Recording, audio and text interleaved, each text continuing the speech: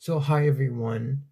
It's me, Shadow Lefty here, and for my reaction, for my first reaction of kind of the day slash night or night slash day is going to be me reacting to film theory, and I'm really hoping this video will be getting out there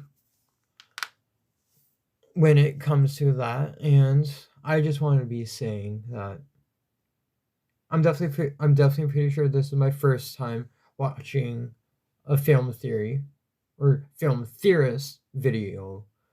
And if you like what I'm going to be doing, um please go ahead and give this video a thumbs up, and by chance if I can get around 2 to 3 um thumbs up for it, I will probably do more. And I would really love to do more and maybe start reacting to game theory. Yeah, game theory. And definitely before I start this, please do make sure, if you have not already, please do go ahead and subscribe. So now, and hit that bell. Let's get right into it.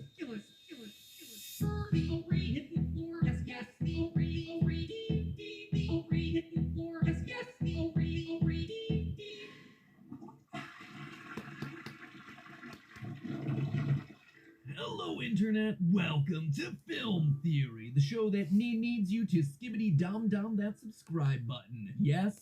Yes. If you haven't seen the astronomical rise of the series Skibidi Toilet over the last few months, get your head out of the toilet and let me tell you that no one, and I mean no one, has seen this much success so quickly on YouTube before. As I write this episode, the channel's creator, I can't say his name, can I? Fine. How about I make it classier for you? Defuk Bohem is getting somewhere between 3 and 4 billion views a month, with a B. Those are numbers that are so big they'd make Mr. Beast blush. And it's not just a lot of random views either. People are sticking around for this thing. The channel had about 1.25 million subscribers when it posted the first Skibidi Toilet video back in February. Now, just 5 months later, it's already passed 20 million. So yeah, to say that this thing has taken over YouTube, it'd be a major understatement. In one of the episodes, one of the titular Skibidi Toilets literally destroys YouTube HQ in a not-so-subtle metaphor for how this show has broken the website. Skibidi Toilet has fully taken advantage of YouTube's push for shorts content, and it has rode that wave to create a level of virality that has never been seen before. So those are the numbers, but what is it? Well, it's a head to toilet. Yep, it's some Gmod animations singing a song. The internet is truly a weird and wonderful place. No, if I'm being completely serious, that's just how the whole thing starts. As the series goes on, the whole thing evolves into a full-on cinematic war between toilets with human heads and people with camera heads, complete with massive titans, mind control, and, wait for it, hidden lore. And I gotta say, after binging every episode of the series multiple times, getting that darn song permanently etched into my brain, what became clear to me was that this goofy meme show wasn't just about being lol so random. It's also not content just remaining as an epic toilet action anime. Yeah, that doesn't sound good. Probably should rephrase that one. Instead, there's an entire meta story buried in this thing. A story about the changing world of entertainment and the fight for survival of art. Yeah, this man's face in the toilet, he's trying to teach us a profound lesson about the meaning of art. And once you see the story that's hiding right in front of your eyes, it becomes clear where the story is ultimately gonna end. So grab your knob toilets, plungers, and KPRL speakers, loyal theorists, as we flush ourselves deep into the fever dream that is Skibidi Toilet. Now, the details for the base story here are pretty straightforward. The whole thing starts when a man's head appears out of a toilet and starts singing a mashup of the 2007 song Give It To Me by Timbaland and the 2022 Turkish song called Dam Dam Yes Yes by Bisser King. But things quickly escalate from there. The toilet heads start to spread. Pretty soon we see an army of these toilets marching, or rather sliding their way down the street military parade style. They clearly pose a threat considering they run over people, they shoot lasers, they even transform humans into more Skibidi Toilets. Pretty soon they've established their own cult-like religion, a police presence, they even have themselves a leader of the army in the form of the G-Man from Half-Life. For those of you who don't know, in the Half-Life games, the G-Man is described as this sinister interdimensional interdimensional bureaucrat, and he has this strange reality-bending power, so why not just throw him into a show about evil toilet men? Very quickly, it becomes apparent that the people of this universe are no match for the toilet terrors. By the time episode 6 rolls around, we pretty much stop seeing humans altogether. Enter the cameramen. People with cameras for heads. Pretty self-explanatory. But it quickly becomes clear that these characters serve both literally and figuratively as our point of view. Pretty much all episodes are shown from the perspective of one of these cameramen, often ending with the POV character either giving a thumbs up to one of their comrades or being killed at the hands of one of the Skibidi Toilets. This ragtag group of cameramen have made it their mission to eliminate the Skibidi Scourge. They form an organized militia, they Fortnite dance away from the police, and then they form unlikely alliances with the other species that inhabit this world, the Speakermen and the TV Men, two other groups of creatures that are just here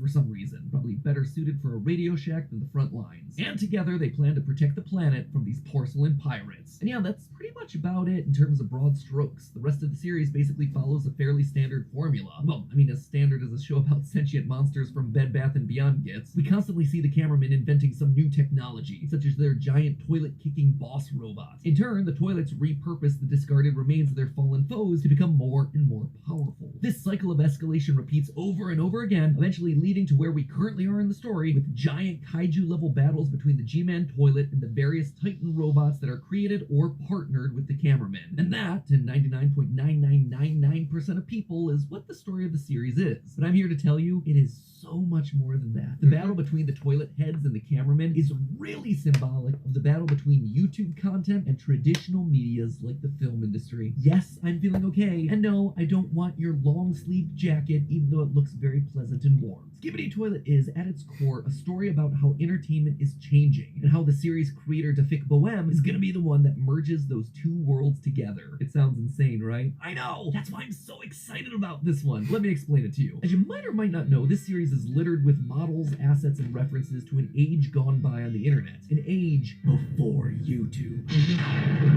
Yeah, for our Gen Z and frankly most of our millennial audience, there was a time where internet videos didn't solely exist under the careful watch of Google and YouTube. In the beginning, the world of internet video was splintered off from each other. Sites like Newgrounds, Albino Black Sheep, and eBaum's World is where you go to find the memes, viral videos, and animations. This is where internet meme culture truly began. Yeah, Charlie, we're going to Candy Mountain. Not to be too internet boomer about it, but there was a time that when you saw a funny video, you'd have to send it to your friends via email. Yeah, that platform that your parents use for work these days. It used to be where you got all your lulz from, like the Numa Numa guy, and I'm a snake. And one of the biggest styles of video that arose from this early internet age was the genre that would eventually come to be known as the YouTube poop. Ironically enough, the style of the YouTube poop just predated the age of YouTube. These videos would involve taking clips or assets from TV, film, and music and just mashing them all together into an unholy stream of consciousness. There's only one real solution to this mess. A stray Christmas tree? A coop with hail! Oh no, Luigi! We gotta get rid of this trash before it turns me all the way into a Koopa! Wow! I'd say he's hot on our tail! The internet back then, very different, but still very much the same. By the way, I didn't edit that clip at all. That is it unedited in its 240p goodness. Did these videos make sense? No. Was it insane? Absolutely. Did any of it matter? Who cared? Anything goes. It was the earliest days of online video. For the first time in history, you could literally make anything you wanted and upload it to a website. Anything that came out of your head. In the 80s and 90s, if you wanted to make your own movie, you needed a video camera, the ability to cut and edit film, a platform to share your creations, all of which were either prohibitively expensive, difficult to achieve, or quite frankly just didn't exist. In the early 2000s though, free software like Windows Movie Maker opened up the world of filmmaking to a wider audience than ever. One company that really embraced the Wild West nature of the internet was Valve. Today they're best known for creating Steam, but back in the day, believe it or not, they used to make video games. They were responsible for tentpole series like Half-Life, Counter-Strike, Portal, Team Fortress, Dota. Valve dominated the gaming scene, and the one game that truly embodied both their gaming ethos and their embrace of the online was Garry's Mod. Garry's Mod was a sandbox game where players could mess around with the physics, objects, and assets found in Valve's popular franchises, and then use those to create their own little movies, games, and shorts. This eventually evolved into the creation of Source Filmmaker in 2013, a video editing tool that allowed creators to more easily create funny videos just like they had with Garry's Mod. And this proved to be a godsend for YouTube poop creators. If you've ever seen a video featuring characters from Team Fortress 2 doing insane things, it's probably created using SFM.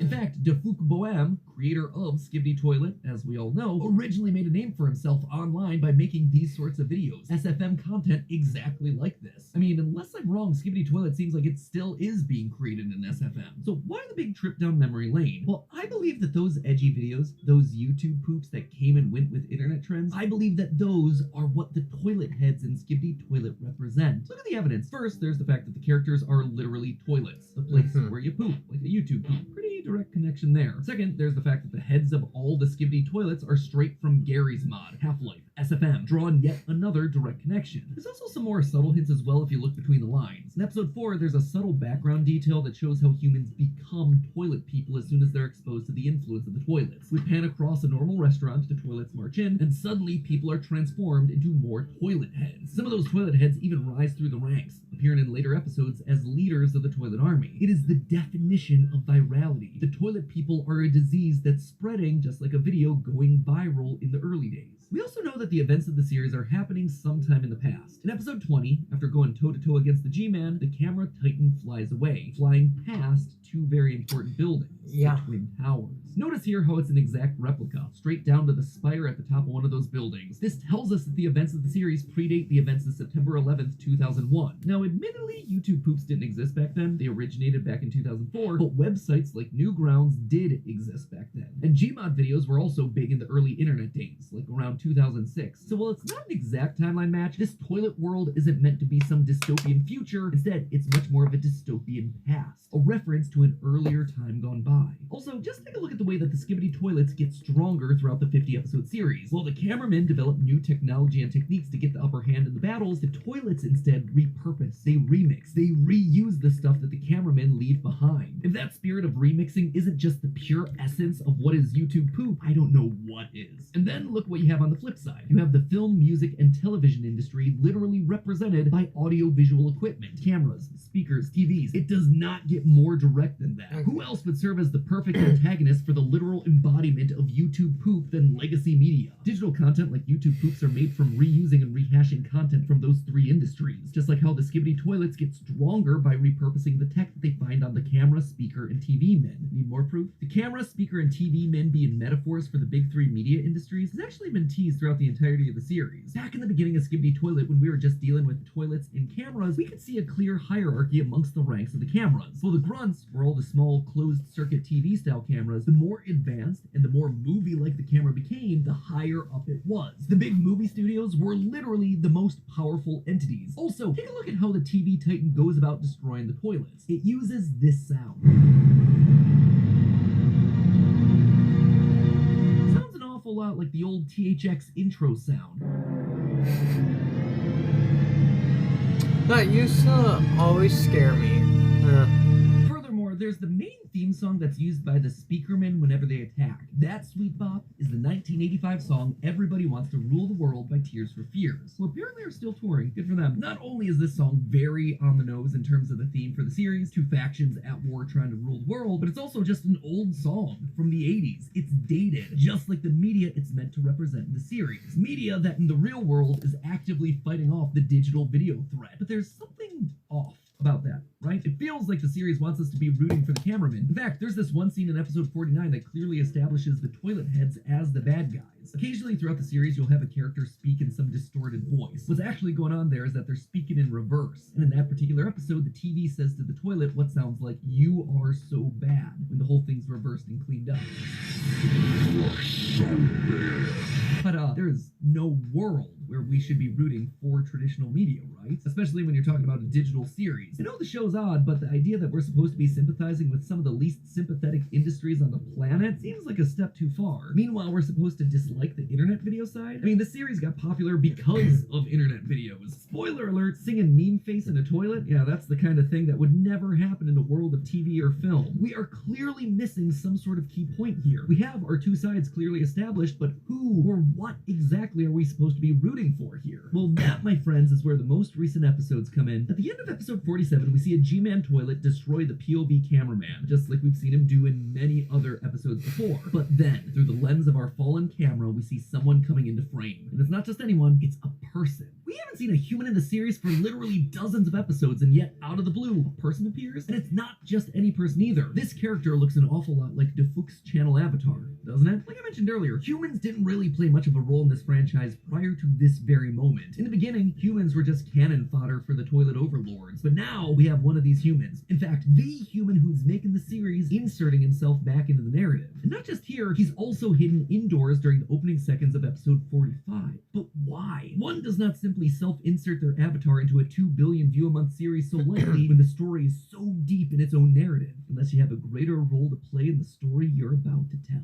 Defook clearly has a love and passion for this style of video. Before Skibidi exploded, he had created dozens of videos in his SFM YouTube poop format. In fact, his two most popular long-form videos on his channel are still to this day SFM animations that he made years ago. That being said, I also don't think he totally dislikes the world of TV, movies, and music either. Why would he make them the protagonists of his epic internet series if he did? I think Defook, like many other creators, aspires to do this work on a professional level. And you can tell that desire for a professional, higher caliber of work in the way that he's handled the Skibidi Toilet series. Each episode has seen an escalation of the animation, the character work getting better, the ideas bigger and grander. He has literally turned what started as a YouTube poop into an epic action movie that hangs with some of the best content that I've seen this year. So what gives? What is the story that he's trying to tell us through Skibidi Toilets? Well, to me, it's clear from the story that's laid out in front of us that Defook sees himself quite literally in the middle of these two loves of his that are currently at odds. Notice what his character is doing throughout the series so far. He's picking up the broken remains of the camera heads, the broken remains of traditional media. Creators like Defook got into making this kind of content on the internet not just because it was fun and easy, but deep down, they wanted to emulate the TV, film, and music that they enjoyed consuming. Defook wants to take the elements that make the new and old media so great and fuse them together. He is the merge point. He is the next step in the evolution of the medium. He is the missing link here. I mean, look no further than Skibidi Toilet itself. The series starts off as a simple gag that latched onto a viral internet meme in episode 1. But by episode 50, suddenly we have cinematic camera changes, complex sound design, dazzling visuals and special effects that feel like they belong more in the MCU than a YouTube poop. Skibidi Toilet isn't an epic takedown of toxic internet content or the corrupt industrial bigwigs at the studios. Instead, it's evidence that these two things can commingle. These two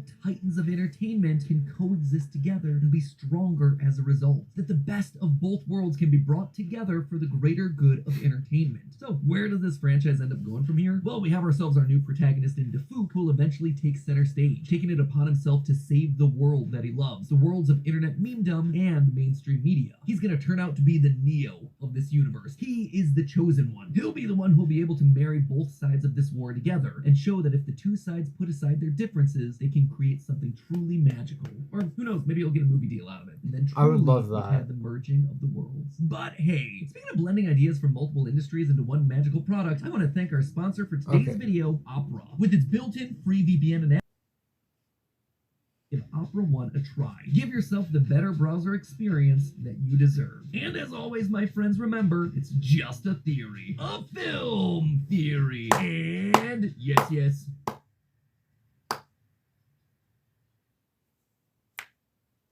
Okay, so yeah, so with all of that done, well, you understand, or you get it, or kind of just whatever.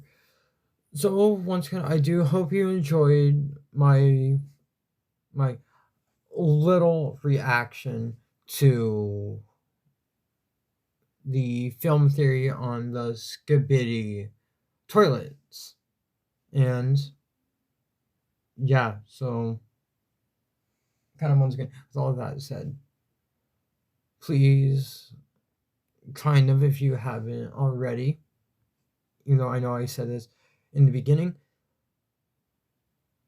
please do subscribe. And I also kind of want to start also putting at the end is to also be helping my channel out. Please do, you don't exactly have to, but just so I know that you have fully watched my reaction to this, I guess just put it down in the comments on saying hi. And directly with all that said, I will see you all in the next video.